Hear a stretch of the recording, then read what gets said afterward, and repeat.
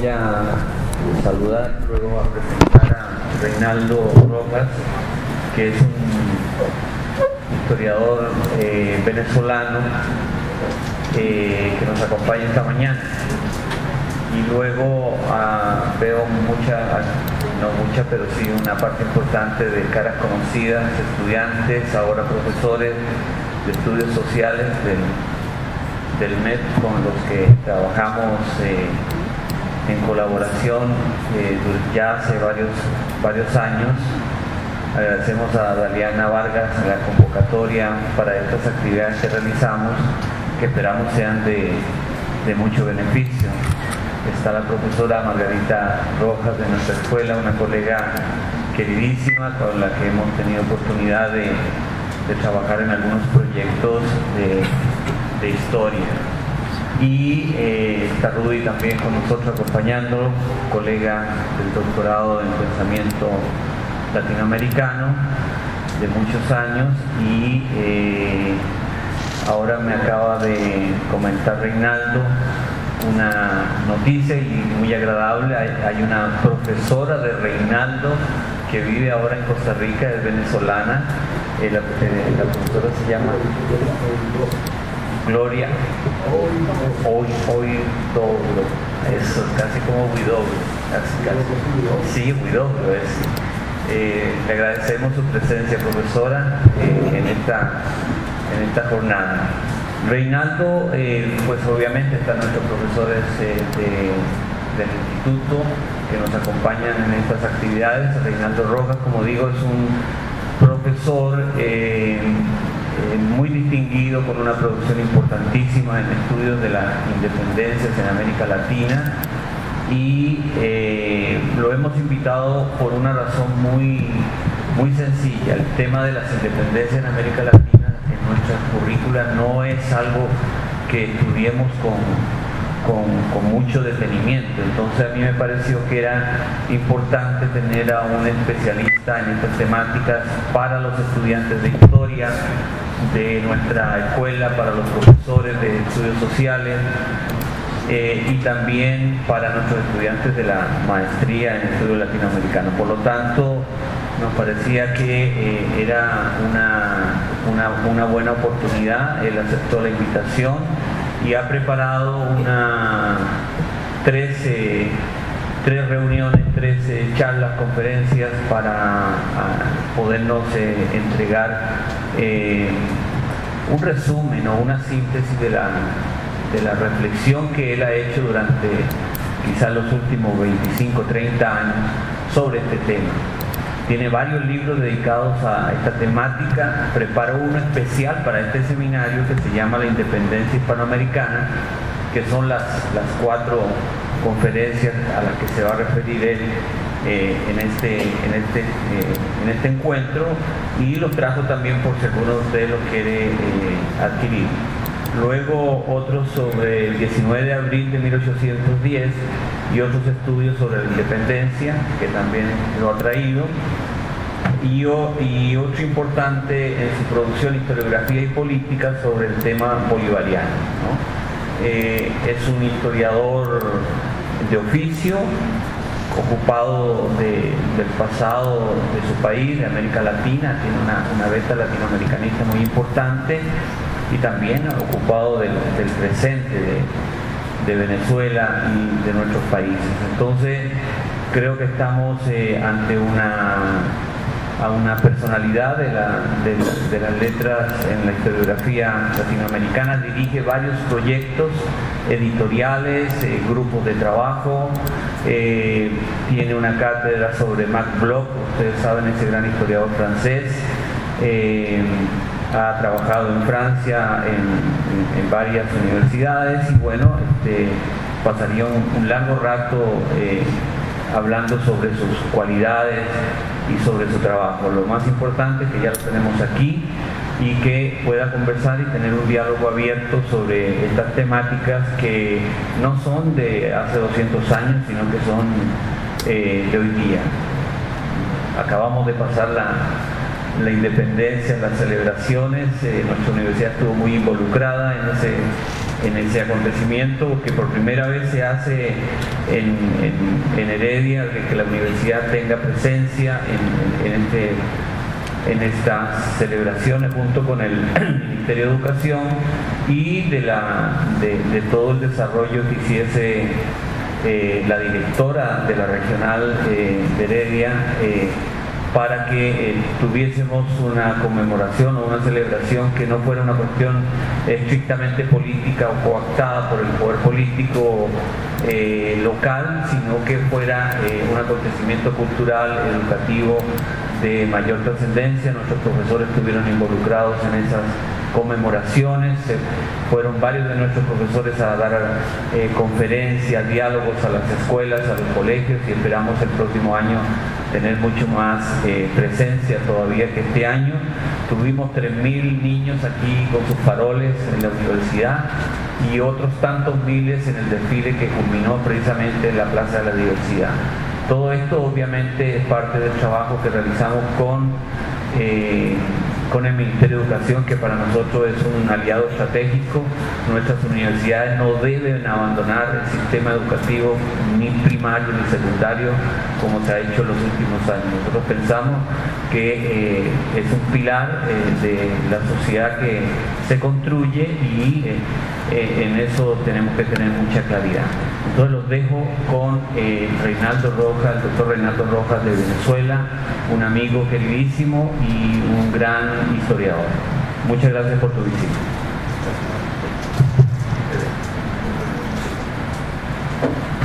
Os voy a dejar solo, lo voy a dejar aquí.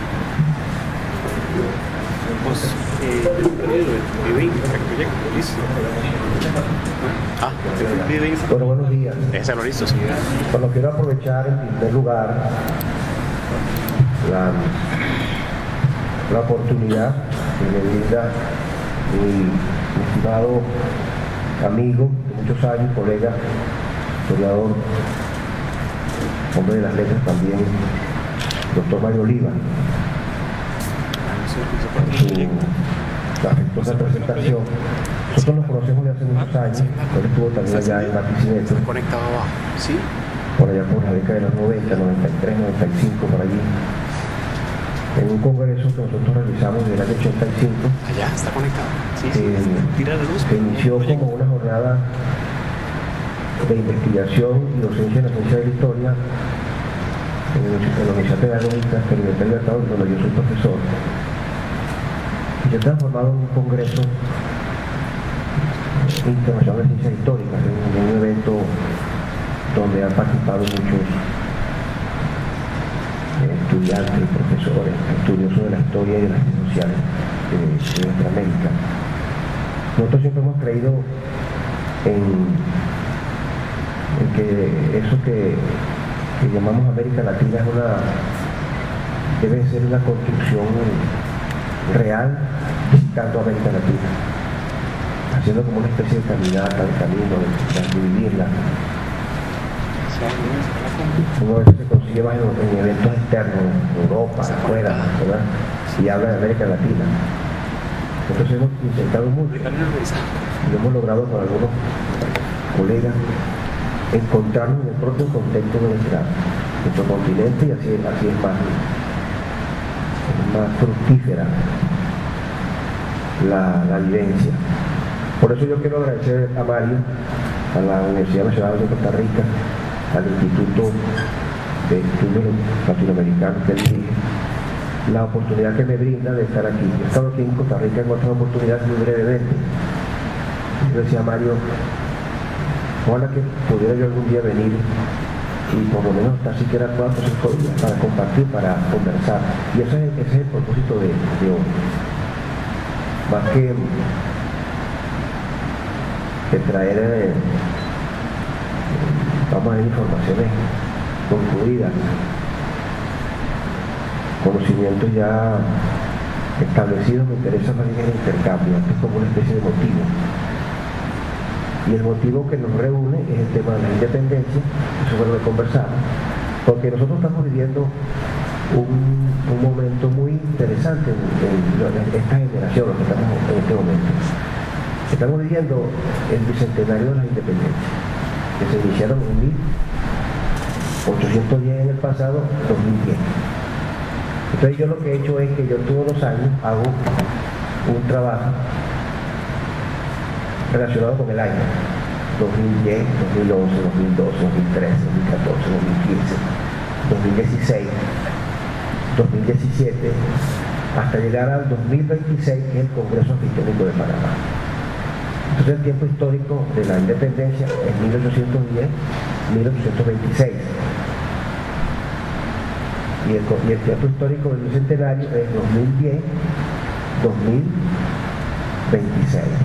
Entonces es una extraordinaria oportunidad que nosotros podamos entonces mirar desde los 200 años un proceso que define nuestras construcciones republicanas, nacionales, el Estado-Nación y la modernidad, esas cosas. Antes de eso, yo he tenido siempre un interés por el tema, y me inicié por el tema político de la independencia cuando ese libro que Mario presentó a Amarillo, que es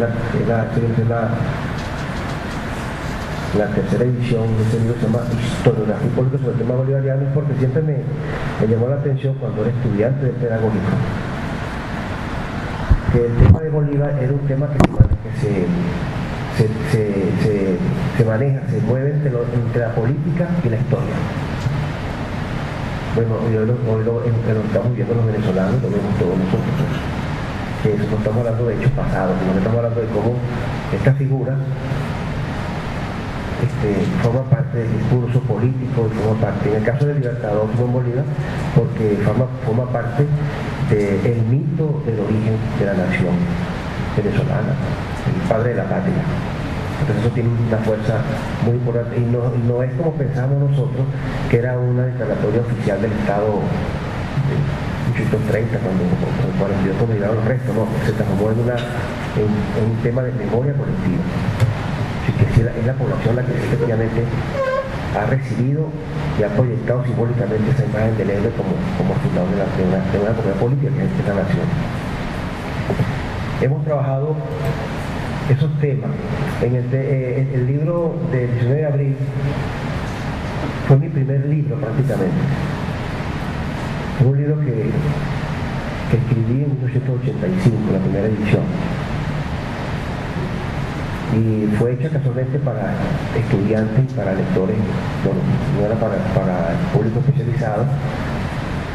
Pero aquí yo hice algo que no se había establecido. La nación venezolana dominaba fundamentalmente la historia del acontecimiento político, como el romántico, y yo trabajo el tema bajo la perspectiva de la historia estructural y de los tiempos, el tiempo de la corta, la mediana y la larga duración, etcétera, la historia económica y social como tal.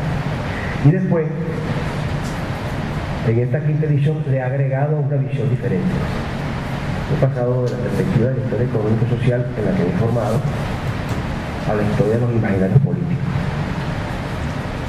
Entonces hay un trabajo que, digamos que otra perspectiva, en el mismo libro están dos perspectivas. Yo pienso que uno debe, como historiador y como trabajador intelectual, estar siempre abierto a estos nuevos enfoques, perspectivas, estudios. Uno no puede quedarse en lo que uno trabajó, sino que uno ve lo que yo soy, de los que cultiva una historia. Casualmente Mario hizo referencia a una figura tan importante para nosotros los historiadores como es Marlowe. Ese diálogo permanente entre presente y pasado, presente y futuro. Entonces la pregunta que me hago siempre en el presente me lleva al pasado y me regreso al presente. Entonces estas revisiones que he venido yo haciendo, las voy escribiendo y las pongo a circular. En el caso particular de lo que yo voy a presentar en estas tres sesiones de hoy, el próximo jueves y el viernes, son mis últimas investigaciones, que casualmente, por un hecho muy particular, no las he hecho en Venezuela, sino que las he hecho en otras comunidades académicas. Una, por ejemplo, fundamentalmente en México, donde me he relacionado con los grupos de investigación que tiene el Centro de Investigación de América Latina del CIAL de la Universidad de la UNAM. Por cierto, el doctor Alberto Santa va a estar aquí con nosotros la otra semana en un evento de exilio, tengo entendido. Y con un grupo de investigación también muy fuerte que, claro, que no son grupos localizados, sino que es una red, porque hemos estado trabajando el tema de la red. A mí me interesa fundamentalmente, y lo vengo trabajando desde mucho tiempo, desde la década de los 90, la creación de redes de trabajo. Lo que nos interesa es trabajar temas de investigación. No son redes vinculadas por temas políticos, doctrinarios, ideológicos, corrientes historiográficas, no, es problemas de investigación. Y ahí entonces está la riqueza donde nos encontramos. Uno de esos puntos ha sido Barquisimeto, otro es Tuca, por ejemplo, en Colombia, donde hay en Bogotá, hablar de Colombia. Y el caso también de la Universidad Michoacana, San Nicolás Hidalgo, donde también hay un grupo de trabajo sobre temas de independencia muy fuerte, que trabaja la temática de los imaginarios políticos, que dirige el profesor Moisés Guzmán Pérez, con la que también hacemos relación. Entonces hemos estado trabajando siempre, y eso es lo que esa sería la invitación también. Ojalá que de este encuentro que yo estoy haciendo con ustedes, bueno, surja esta relación. La oportunidad de nosotros entonces intercambiar enfoques desde cada perspectiva de nuestro continente sobre un tema que creo que sigue siendo muy vigente, seguir haciendo, porque uno siempre va revisando el presente. Como decía Bloch, el pasado no cambia, pero sí cambia el conocimiento que tenemos de ese pasado. Eso es lo que permite entonces que la historia, que la historiografía, la historiología, el conocimiento histórico esté en permanente discusión, esté en permanente cambio.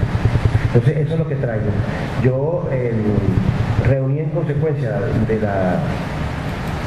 de los tantos temas que he trabajado, reuní 4 en mi último libro, que sería este que está aquí, que solamente lo preparé que se llama La Independencia Hispanoamericana, Nuevos Temas, Enfoques y Problemas, que lo estamos prácticamente presentando aquí, en Costa Rica, en Heredia. Un trabajo dirigido y que tiene 4 trabajos, 4 estudios. Uno es los procesos de independencia en México y en Venezuela, historia comparada, historia cruzada, historia conectada, que es la propuesta que estoy tratando de hacer. Yo no los he inventado esas cosas, sino que quiero que circulen en el mundo académico, en el mundo investigativo nuestro, para renovar la investigación y el conocimiento del pasado de la independencia. Otro trabajo que se llama un ensayo que se llama Prensa y Opinión Pública en Caracas 1811, que lo voy a presentar también. El Congreso Constituyente Venezolano de 1811, República, Federalismo e Independencia, y un trabajo que se llama El 19 de abril de 1810 y su construcción simbólica como fecha patriótica. Allí estaban, pues, entonces, voy de la historia económico-social, la historia política, la historia económico-social, a la historia simbólica, la historia de los movimientos políticos, al tema de la opinión pública, al tema intelectual, a las primeras generaciones intelectuales, tratando de ver con otras categorías, y especialmente una cosa muy particular con la historia simbólica, como una fecha patriótica, una fecha que es realista se transforma en patriótica. ¿Cómo se fabrica la fecha patriótica? ¿Cómo se hace la fecha patriótica? Entonces ese fenómeno yo lo trabajo bajo la perspectiva con el 19 de abril del año 10, que es nuestra fecha iniciática, y que en la historiografía romántica venezolana tradicional hasta hoy no se entiende como una fecha realista es patriótica. Y nosotros podemos ver entonces cómo un fenómeno histórico real se construye con otro significado. Eso lo vamos a hacer eso me ha interesado mucho, porque a veces pasan cosas en la realidad y se transforman en otro significado. Un nuevo fenómeno. Entonces, ¿Por qué? Porque el fenómeno finalmente es una construcción. Entonces yo hablo entonces de una dimensión positiva de la historia y una dimensión simbólica. Y la llamo positiva en sentido, o sea, rescatando la idea del positivismo aquello del hecho dado, ¿no? Una dimensión, podemos llamarla cambio material, podría ser, y una dimensión simbólica que no tomaba en cuenta y que muchos no tomamos en cuenta esa investigación, pero es lo que le da el cierre a la significación. Entonces tenemos que estar en el mundo de la semiótica también. Entonces para mí es un momento muy especial. Gracias, Mario. Ponte por aquí, ¿verdad? No puedo estar tan lejos. Está bien ahí. Está como regañado, ¿verdad? Bueno, entonces yo tenemos hasta las 12, ¿verdad? Yo quería conocerlo un poco, pero creo que no da tiempo, ¿verdad? Que se presentaran las personas aquí. No sé si... Venimos a las 10:30 a hacer un corte, y luego sí. Entonces, como son las 9:30, ¿verdad? Entonces, vamos a hacerlo así, como el tiempo dice es oro y el que lo aprovecha es un loco, que decía una tía. Entonces yo voy a empezar con que revisemos la estructura del seminario, ¿les parece? Lo que seguramente ustedes lo conocen. Lo que yo le mandé a Mario. Yo le mandé a Mario un día, me dice, mándame el contenido del seminario. Yo estaba en Colombia, o estaba en Ecuador. Entonces me dice una noche, mándame tal vez. Entonces le preparé algo y se lo envié. Después cuando lo reviso, bueno, pero esto como que es un curso de posgrado, una cosa que tiene para 6 meses, pero bueno, yo lo envié así porque me parece que es como un temario a desarrollar en todo caso. Entonces anoche lo preparé en láminas, lo organicé en tiempo porque soy pedagogo, soy profesor egresado del pedagógico de Barquisimeto, soy profesor, y después me he dedicado a la historia, soy especialista en historia económica y social, magíster en historia y doctor en historia. Pero yo soy profesor y mi primera intención siempre ha sido la pedagogía. A mí me domina la pedagogía. Me interesa que la gente entienda lo que estoy diciendo. Entonces yo preparé un poco como un seminario que se llama interesante darlo en el tiempo. Entonces yo empezaba, por ejemplo, la crisis de la monarquía española en 1808 y sus repercusiones en Hispanoamérica. Un tema que cada Estado nacional lo trabaja desde la historia nacional. Y algunos autores han trabajado globalmente, pero en eso no se ha trabajado. Te lo digo yo que no trabaja, que cómo fue que se dio el 19 de la fundación de la Junta en cada uno de nuestras capitales. Y eso pero no que lo trabajemos, sino que lo trabajemos y después lo confrontemos y lo veamos. Yo tengo un trabajo sobre eso también, que yo lo hice desde mi perspectiva, inclusive de los sitios, creo que están uno de estos trabajos aquí, escritos. La formación de la Junta Defensora de los Derechos de Fernando VII, creada en España y después viene aquí. Esto es un tema muy importante, porque es un proceso histórico-político, no es un salto en el momento, una cosa que salió de golpe, no sé, un proceso político con muchas tensiones y que fue diferenciado. Fue muy diferente en todo Hispanoamérica, que es el otro tema, que yo no hablo de América Latina. Porque el contexto de la independencia no es latinoamericano, es hispanoamericano. Otra cosa es Brasil y otra cosa son las Islas del Caribe, otra cosa son los otros. Están conectados, es la historia conectada, pero no hay una... Entonces yo me delimito, además porque yo tengo formación geográfica, de una manera en el área de la Comisión Geohistórica, de la Junta Defensora a los gobiernos autonómicos. ¿Cómo es posible que sin haber ruptura con España hubo gobierno que duró un tiempo gobernando? Eso también lo podemos ver. El caso de Chile es muy interesante, el caso de México también es interesante ver muchas cosas. Nosotros no lo veíamos porque nosotros fuimos el país que lo hizo más rápido. Nosotros prácticamente, el gobierno autonómico se fundó en abril del año 10 y ya era un gobierno independiente en el año 11. Y entonces nuestra historia patria pasa a su derecho, pero sí hay una autonomía del gobierno. Entonces eso también hay que estudiar.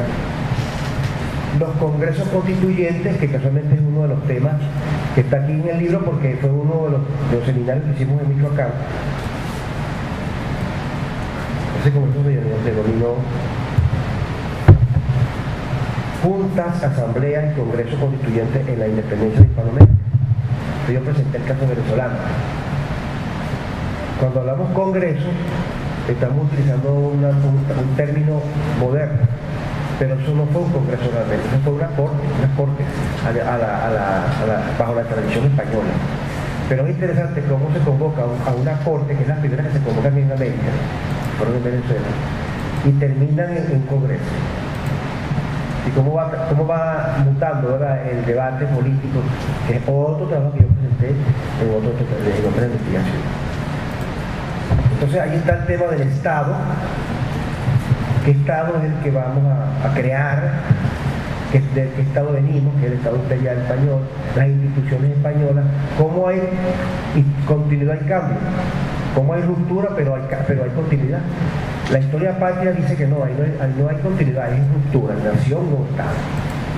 Pero cuando uno hace la investigación histórica como historiador profesional, tiene que ver que hay una continuidad. Y hay unas instituciones que son las que explican el proceso posterior. Por eso es que hemos trabajado la historia patria, la historia nacional, la geografía romántica, bajo los criterios de Bachelard como un obstáculo epistemológico para la investigación histórica científica. No nos permite ver lo que está detrás de la realidad histórica. Eso lo podemos trabajar. Nación e independencia, aquello del huevo y la gallina, que es primero la nación o el Estado. Hay una dialéctica allí. Después, el otro tema es España, porque nosotros hemos hecho una historia patriótica desde Hispanoamérica, pero nos olvidamos de España. Entonces no vemos la totalidad del imperio, las dinámicas que hay allá y las que hay aquí, los cambios que existen en el centro metropolitano y los que hay en la periferia. Entonces trabajamos aquí, por ejemplo, la República Liberal, que tuvo una gran importancia entre 1820 y 23, 22, 23, me acuerdo, de la República de Riel, y la restauración monárquica del año 14 con la llegada al regreso de Fernando VII. Yo hice un trabajo para la prensa, un artículo que yo tengo una columna en la Universidad de Caracas, que se llama La Tumbonguel, un partido para poner con problemas. Claro, yo no es un artículo, pero yo planteo allí cómo por ejemplo, los procesos de independencia tienen diferentes vías. Y por ejemplo, nosotros tenemos en América Latina países o estados mínimos que no son totalmente, son independientes, pero forman parte de la comunidad británica, de la Commonwealth. Nosotros en el caso hispanoamericano, la reacción de España fue de tal magnitud que nosotros no formamos parte de la comunidad hispanoamericana.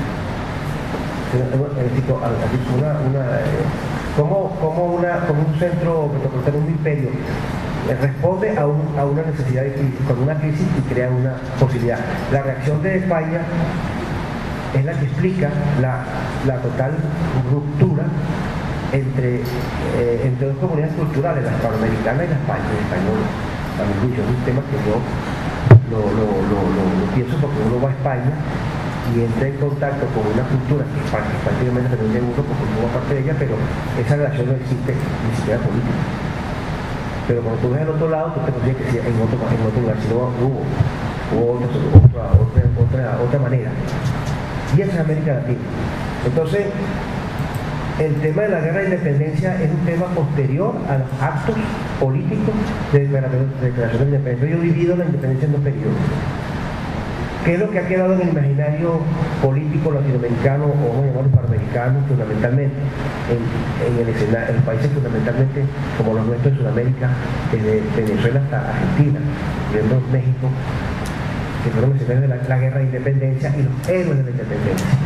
Entonces, todo lo que fue el pensamiento independentista, emancipador, todo lo que fue la filosofía, todo lo que es la idea, se pierde para darle paso al guerrero, al militar, que son los fundadores. Entonces nosotros tenemos una visión que no es una visión parcializada, sino que ya la construcción del propio imaginario político y de los valores de la nueva república son fundamentalmente militares. En Venezuela eso es absolutamente determinativo de cómo el pueblo venezolano ve la independencia y ve a Bolívar. A Bolívar se ve como el hombre a caballo y se olvidó al hombre de Angostura, el hombre de la carga. Ese no está en es una construcción que se hace también a posteriori de los procesos políticos, porque la historia patria es a posteriori, se hizo después, se escribió después y se va escribiendo en función de una serie de cánones historiográficos y de un discurso nacionalista que levantó esta figura.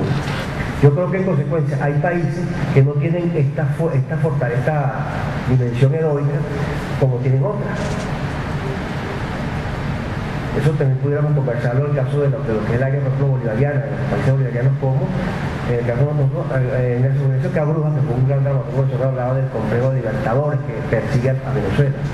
Ese sentido de que tenemos que salir a libertad de los otros, porque eso es lo que hizo Venezuela. Como diríamos, sacrificó internamente un proceso y bueno, se fue hasta, no se quedó en su ámbito territorial, sino que salió. Y el regreso es prácticamente, primero que todos se quedaron muertos, nosotros hemos muerto hasta Perú. Pero eso parece que queda como en la memoria, en la idea de como una tarea. Entonces es un elemento constructivo. Después viene la independencia y sus interpretaciones, que es el tema que estoy planteando, entre el discurso nacionalista y la historiografía.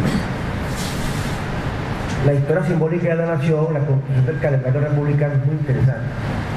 A mí me parece eso lo trabajé mucho con un historiador colombiano, que es otro grupo de trabajo, que yo me meto en todos los grupos de trabajo, porque con todo aprendo, ¿no? Entonces, ese grupo trabaja fiesta, que es Marco González Pérez. Entonces con él me pone a trabaja el calendario, yo trabajo eso, no, me pongo a trabajar el calendario republicano, el calendario católico de la fiesta de la monarquía, cómo se transforma en el calendario de la república. Entonces como una fecha que tiene un significado histórico se transforma en otro. El tema de los símbolos, el discurso simbólico. Nosotros somos pueblos que llegamos al manejo de las letras en el siglo XX. Nuestros pueblos son alfabetos ya, por lo menos en Venezuela, que es uno de los países que tuvo mayor desarrollo en ese sentido de educación de masa en la década de los 60. Entonces, ¿cómo aprendió la gente la historia? Con los símbolos, con la leyenda, la música y la cultura. Sabiendo, más que uno a veces habla de historiografía romántica, pero la gente no leía esas cosas, pero veía la imagen. Entonces esa parte que estudiar, son los símbolos, los emblemas, las fechas patrias y el panteón de los héroes, que seguramente que cada uno de estos países tiene en mayor o menor grado construye un panteón. Bueno, y lo último es la propuesta metodológica que ayuda ahí. Era comparada, primero porque la historiografía tradicional no hace historia comparada. La historicista, cada fenómeno es uno en sí mismo, ¿saben eso? Entonces la mejor manera de combatir eso es comparando. Pero además de historia comparada hay otras propuestas, como la historia conectada, que es reconectar lo que la historiografía desconectó, que se tomó. Y otra cosa interesante de la historia cruzada es cruzar el proceso. tanto la independencia y la formación de los estados nacionales hispanoamericanos. O sea, yo creo que no es solamente para independencia, para ir cruzando. Pero en ese momento es básico, porque ahí sí hubo era una totalidad. No había todavía la separación de estados nacionales y territoriales, como se da posteriormente, inclusive de guerra, de diferentes legislaciones, que van generando diferentes culturas nacionales, ¿no? Así. Pero antes no lo había. Entonces ese proceso es el que yo pretendo proponer que estudie. Eso es la primera parte. Veamos que al tiempo, ¿verdad? Entonces yo voy a tener esta primera parte, es como una introducción. Vamos a hablar. Eso fue lo que yo le propuse a Mario. Bueno, usted entenderá que eso es muy ambicioso, ¿verdad? Lo vamos a trabajar en el tiempo, lo que quieran. El contexto global.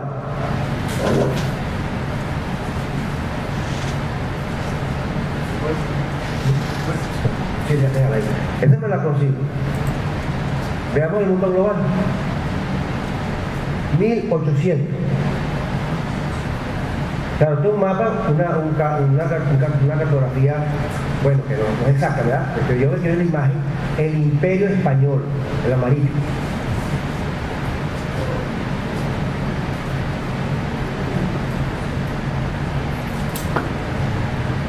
Primero empecé. ¿Cómo será que? Yo no toqué eso. Es la Rocallosa, ¿verdad? Centro norteamericano, esto es el imperio.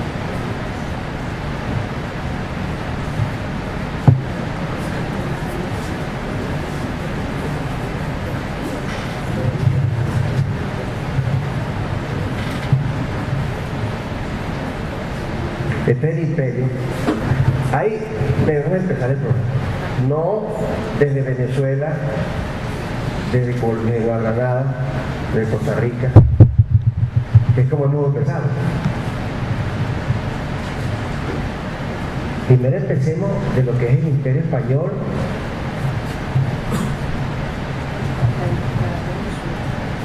desde la metrópoli peninsular, como una comunidad política que tenía un Estado, unas instituciones, y que tuvo 3 siglos. La República lleva 200, ¿verdad? ¿Y la colonia cuánto lleva?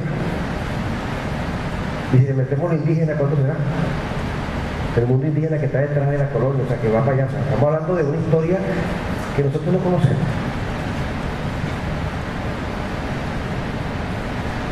Entonces, el imperio portugués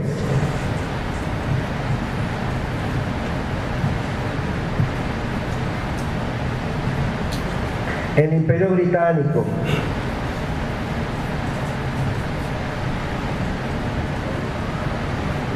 Jamaica. ¿Por qué volvió a Jamaica? Esto es Belice, ¿verdad? Cultura británica de Belice. La Guayana británica.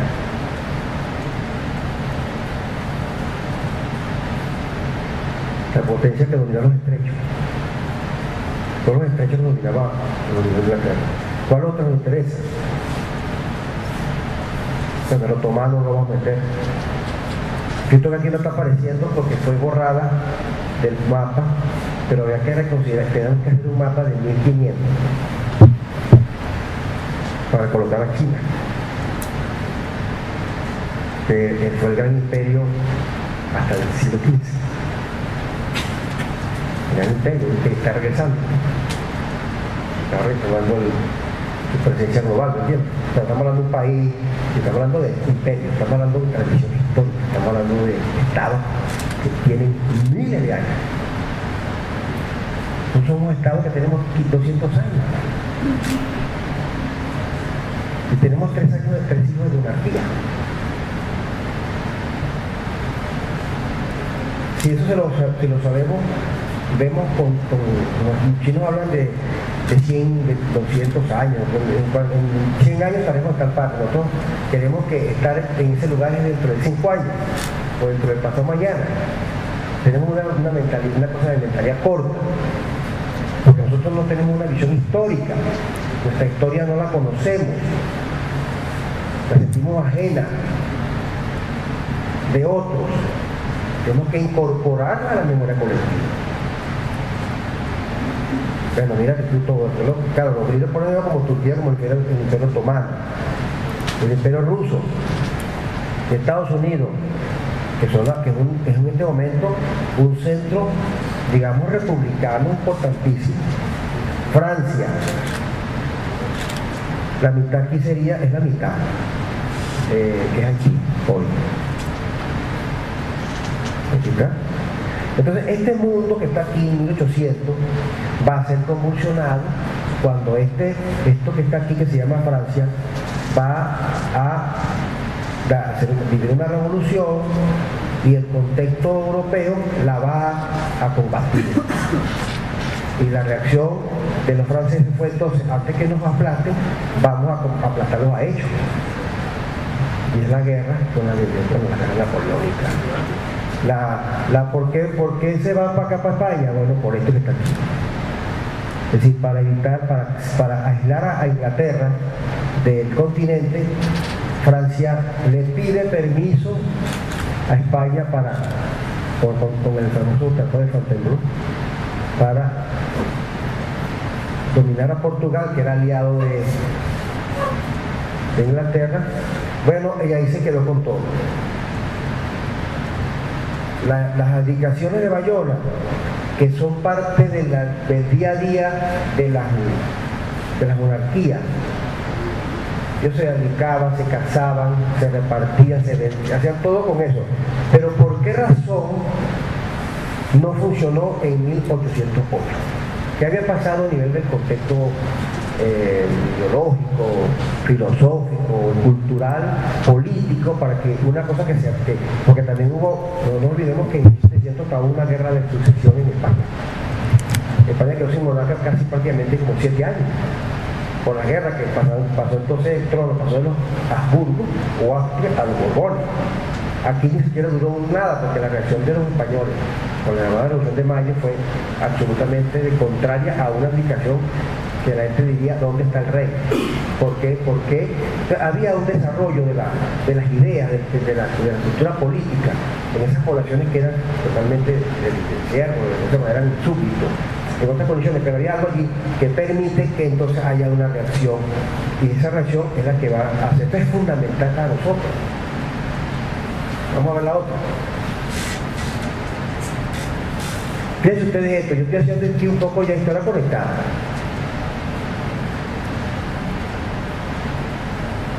Fíjense ustedes lo que es la ruta española. La ruta española es una ruta global.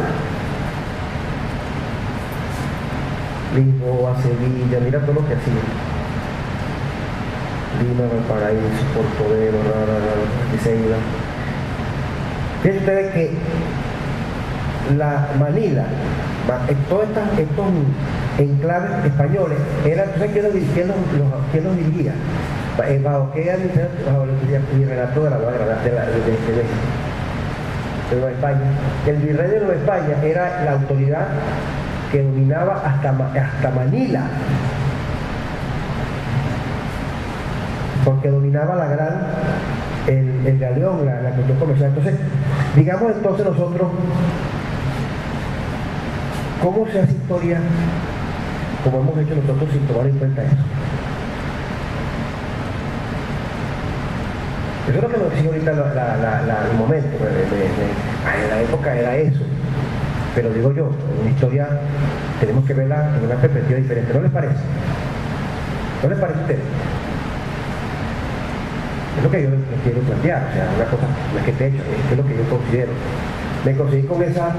¿Por qué? Porque nosotros nos damos cuenta que por estos puertos, Santo Domingo, Cartagena, Portobelo, Acapulco, Ciudad de México, aquí está San Francisco, aquí también está Boston, pues hasta que no está en la ruta del Galeón. pero va a haber una serie de relaciones de carácter comercial e intelectual. Porque es una de las cosas que a uno le llama la atención cuando se mete en la investigación documental, es porque, por ejemplo, un libro como el que yo trabajo allí, un libro que se publica en 3 ciudades en el mismo tiempo, se publica en Boston, se publica en Londres, se publica es decir, que había como unas conexiones de carácter intelectual, que lo vamos a ver, eso está en el trabajo, que yo he descubierto inclusive de venezolanos, que publicaban, cuando Palacio Fajardo publicó su primera historia de la Revolución Americana en 3 idiomas en 1800 y pico. Dice, pero ¿cómo uno le cuesta? Con todo lo que uno tiene de apoyo, uno le cuesta publicar un libro, que yo publiqué un libro en París, en Londres y en Caracas. ¿Y cómo hacían ellos para hacerlo? Yo me leí, por ejemplo, para la opinión pública, porque eso no se lee, existe en la prensa, pero yo le encuentro todo lo que es la escrita de Caracas. Y ahí tú vas viendo el debate. ¿Cómo es posible que pase un fenómeno de una guerra, de una batalla ya en Europa, y ya a los 15 días lo saben los caraqueños? Entonces uno tiene una idea muy, ¿cómo se diría?, endógena. Y no, ya había unas relaciones, unas cosas. Entonces, eso es lo que yo quiero plantearle allí. Entonces, fíjense ustedes lo que significa y si cruzamos, aquí se cruzan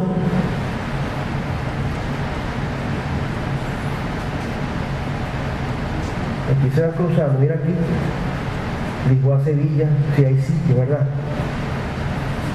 Bueno, vamos entonces a la otra. Esta es la introducción que me ocurrió anoche. Contexto americano, 1808, ese es el imperio en 1808 en contexto americano.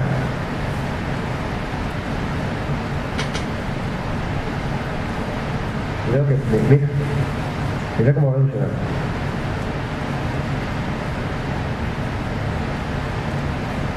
Lo de la Reina Independencia, patriota, pero república.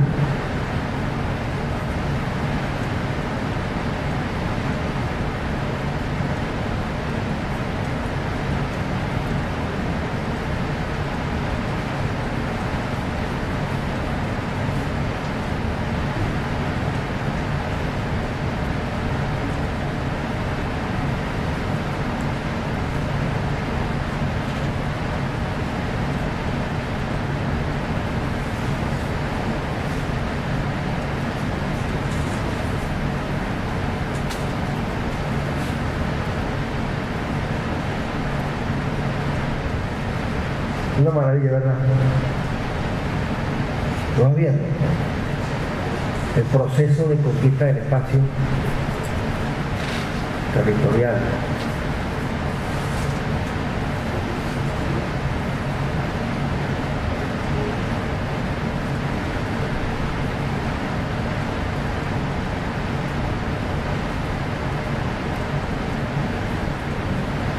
Pásalo ahora.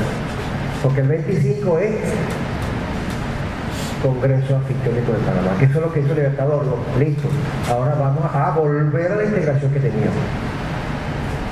Porque el tema de la integración, cuando uno lo trabaja, como yo lo he trabajado, no era entonces una idea que se dio una cosa, no, es que nosotros éramos uno, como dice usted, éramos una comunidad. Volvamos a hacer la comunidad, lo que pasa es que tenemos que hacer ahora en sentido de república, ahora somos republicanos del monarca, somos república, estamos divididos en diferentes estados, volvamos entonces a la condición, no lo hemos logrado. Nosotros no hemos logrado volver a la comunidad inicial de 1808. ¿Quieren ver la comunidad de 1808 otra vez? ¿Quieren ver? Vamos a dar acá, lo que seríamos nosotros hoy, si hubiéramos logrado mantener la comunidad política. Miren lo que seríamos nosotros. No logramos hacerlo, o sea, la independencia nos llevó a nosotros a una situación en la cual nos desintegramos, fue la manera como luchamos, a pesar de todo ese movimiento que vamos a ver ahora, bueno, ¿Qué pasa también aquí importante? Hay declaraciones de independencia. Fundamentalmente, ¿dónde está el centro del proceso? Está en Venezuela y está en la Nueva Granada. Después va, que México arrancó también muy temprano, lo vamos a ver, pero perdió la posibilidad en 1821 que logró la independencia. En cambio, Venezuela desde el principio mantuvo eso y lo tuvo también con Buenos Aires. Por eso es que es hay como una, ¿cómo se llama? Dos fechas que se unen como lo van a ir viendo. Entonces, este proceso, aquí está, por ejemplo, en el año 17 y 18, lo que tenemos aquí. Y como entonces, a partir de allí, del año 18, 19 es clave porque es la fundación de Colombia, la República de Colombia, no la actual, la República de Colombia.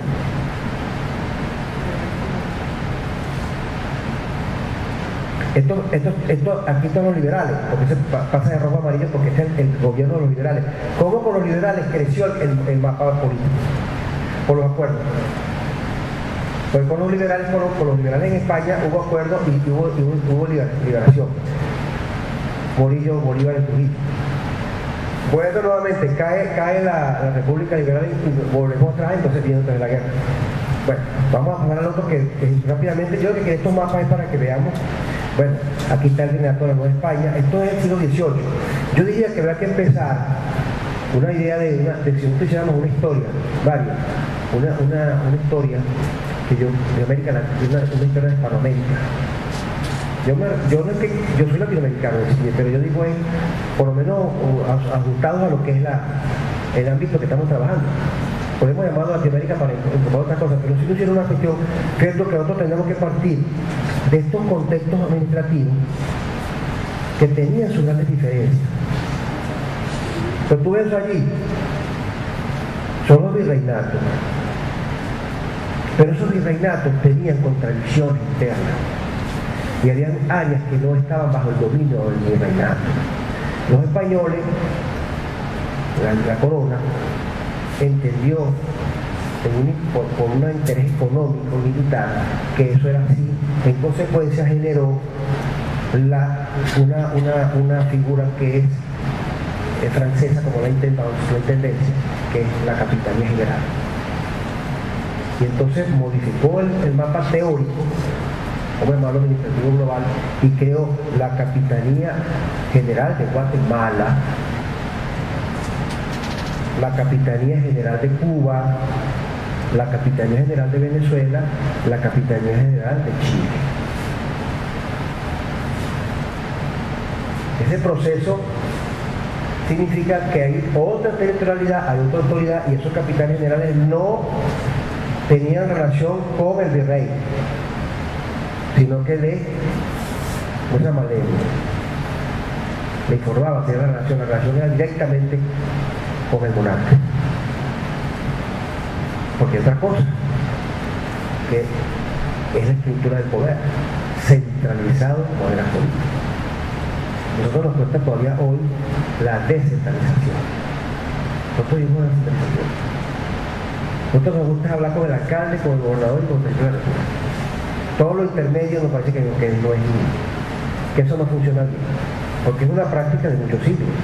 Entonces, ahí está. Estas relaciones, entiendo el caso de Quito, no logró sino ser una especie de que aquí llaman, por ejemplo, sería, aquí no está el nombre, presidencias. ¿Por qué presidencias? Porque es la audiencia de Quito. Pero si usted va para allá, para acá, se va a conseguir con la audiencia de Charca. Entonces va a entender por qué entonces se separa el Perú alto del Alto Perú, porque aparece Paraguay, porque aparece un Uruguay, ¿me entiendes? En la misma dinámica que va teniendo allí, uno va entendiendo los procesos, no es que uno los justifique, sino que uno los va entendiendo históricamente. Porque queda lo que uno ha hecho, condenarlo, por no integrarlo, porque tal cosa, no, pero ¿por qué razón se dieron esos fenómenos? Entonces, esta es la estructura de aquello que era plano, aquí lo tenemos ya diferenciado. La provincia de Charca. ¿Por qué Río de la Plata? Porque la Plata no estaba aquí. La Plata venía de aquí. ¿Quién tiene el poder entonces productivo y mineral, de la minería? La provincia de Charca. pero aquí estaban el puerto, digamos, de salida, estaba entonces la burguesía. ¿Por qué entonces se da los principales rupturas, las rupturas más significativas se dan en las ciudades de mayor comercio, de vinculación con el mercado de la época, y no en los lugares donde las audiencias y donde los virreyes eran más poderosos? Porque vienen nuevas ideas, hay otros intereses. ¿Cuáles son esos puntos de partida? Buenos Aires y Caracas. Entonces, ya vamos viendo la diferencia. No es porque, sino es hasta de manera hasta estratégica. Vamos a ver la otra.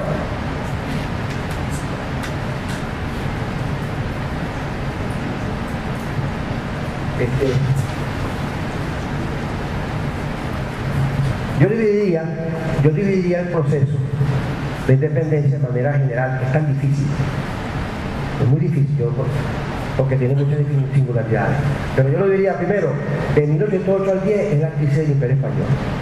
Esa crisis pudo tener cualquier otro tipo de resultado, pero se transformó en ¿qué? Bueno, en la Junta Defensora, que empezaron en Madrid y terminaron siendo fundadas en todas las capitales importantes de ese espacio político que era el Imperio Español en América. Del año 11 al año 15 se van a dar, especialmente del 11 al 12, casi todas las declaratorias de independencia, casi todas. Unas son fallidas y otras son exitosas. Una exitosa, la de Caracas, porque terminó en una república.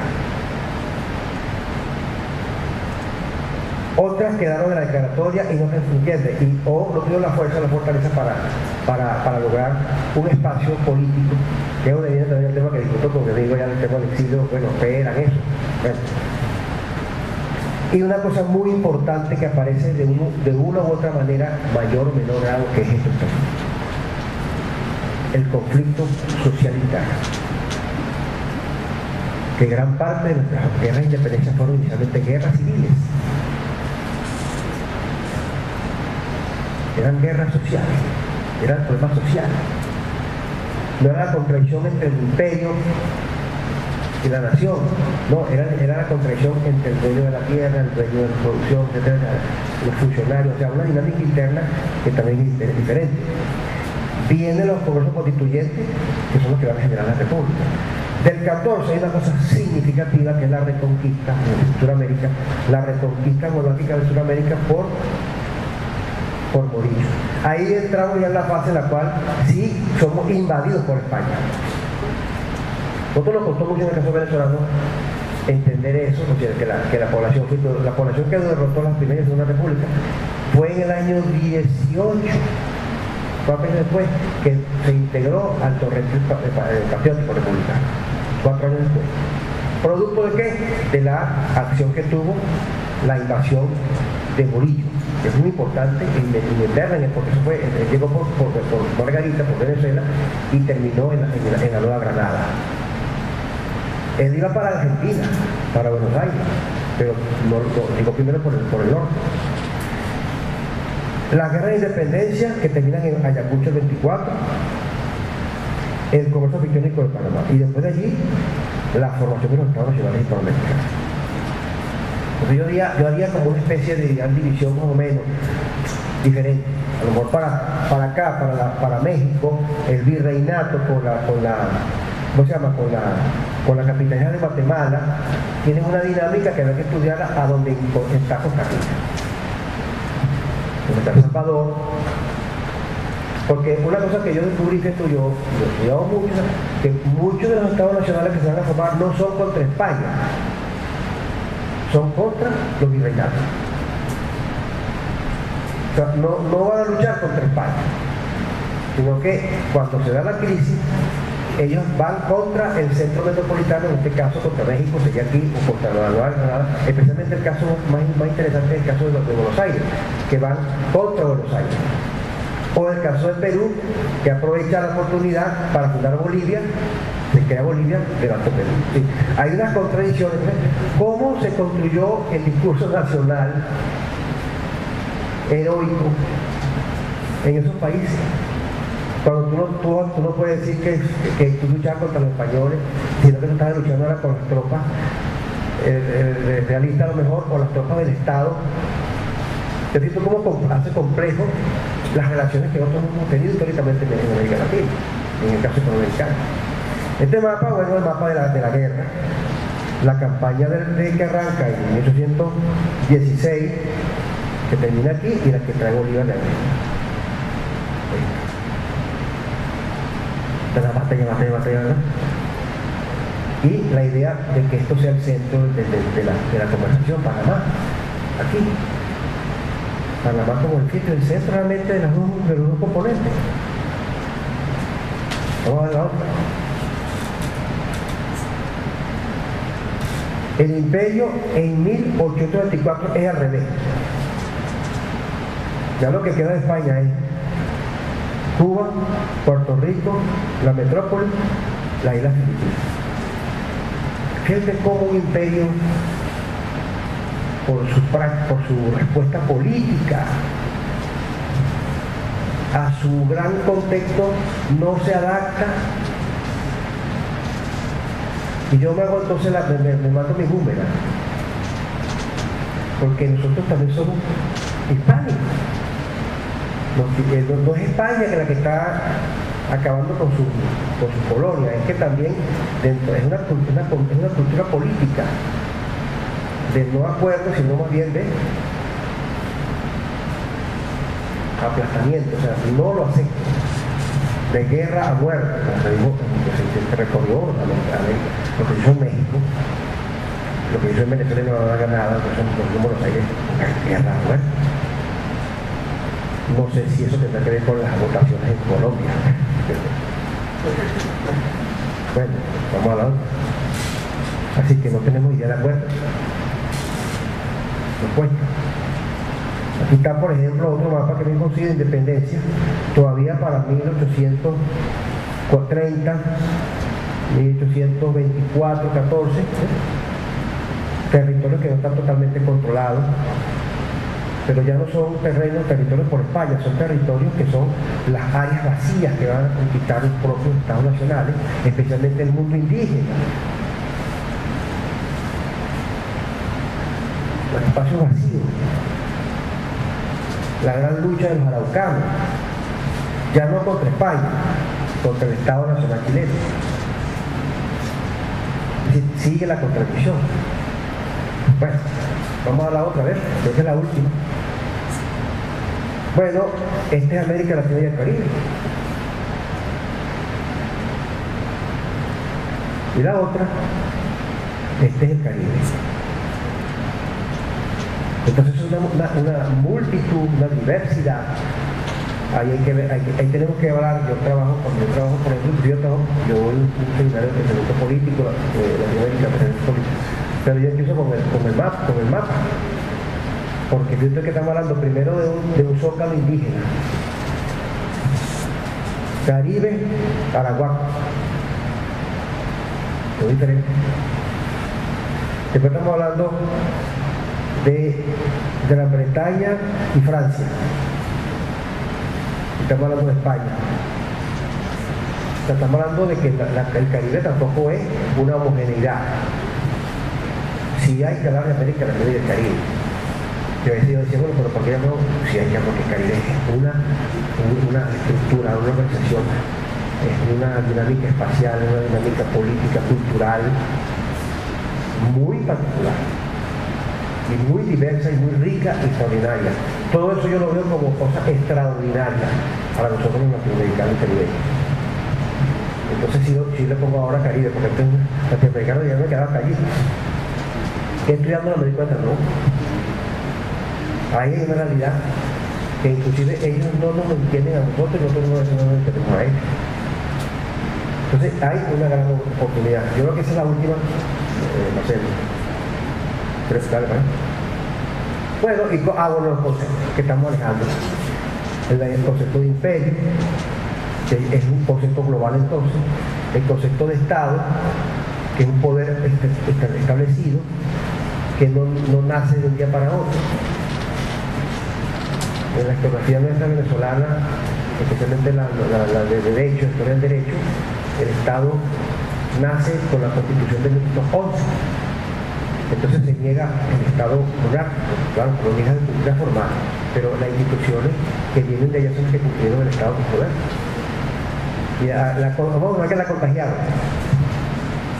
¿Dónde vienen los ayuntamientos, los municipios? La gran audiencia, ¿cómo se llama? En Corte Suprema. Pero hay la universidad republicana donde apareció. Es decir, hay un proceso que para el investigador, historiador, científico, digamos científico de la ciencia, tiene que haber esa continuidad, esa idea de continuidad de ruptura y no de un surgimiento de una fecha patriótica que surgimos como que es el discurso. El Estado español, el Estado nacional, independiente, autonomía, gobiernos autonómicos, emancipación e independencia. La palabra emancipación tiene que ver con lo ilustrado. La emancipación tiene más que ver con el tema del individuo que se emancipa. De allí mi interés irme entonces a la prensa y la opinión pública, porque es donde se, como dice Kant, dice el uso público de la razón. Entonces ahí es donde me interesa estudiar los clubes, las sociabilidades, por cómo se fue creando la República de las Letras, que es la que va a dar lugar a la República Política, de la élite. ¿Qué discutía esa élite? ¿Qué leía? Porque esa élite es la que va a dirigir la República. Entonces eso tiene que ver con tema de emancipación. E independencia es un tema eminentemente más político, formal. Y la palabra autonomía es porque siendo parte de España, habían gobierno. Yo estuve en Chile en el 2010 presentando mi libro el 19 de abril. Y yo estuve en una conferencia, presenté mi libro en la Biblioteca de Santiago. Bueno, para nosotros, el padre de la patria de Chile, hablando en términos de las figuras tutelares, ¿verdad?, es Bernardo O'Higgins, ¿no es así? ¿No es así? Bueno, yo después que salí de esa conferencia me invitaron para otra conferencia. Para una conferencia que en otra academia, un grupo, porque para ese grupo el padre de la patria no es O'Higgins, sino que es el general Carrera.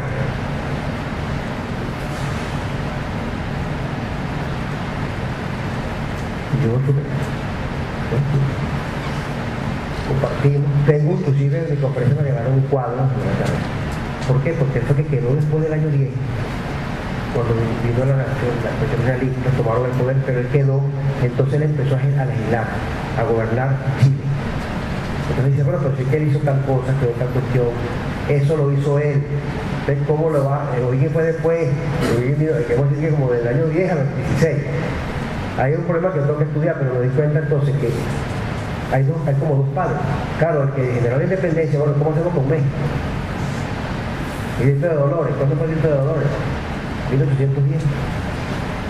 El cura Hidalgo. ¿Quién fue el que firmó el plan de Iguala, los tratados de Odonajú, el rey? Y tú vives. 1921. Entonces todo lo tenemos que decir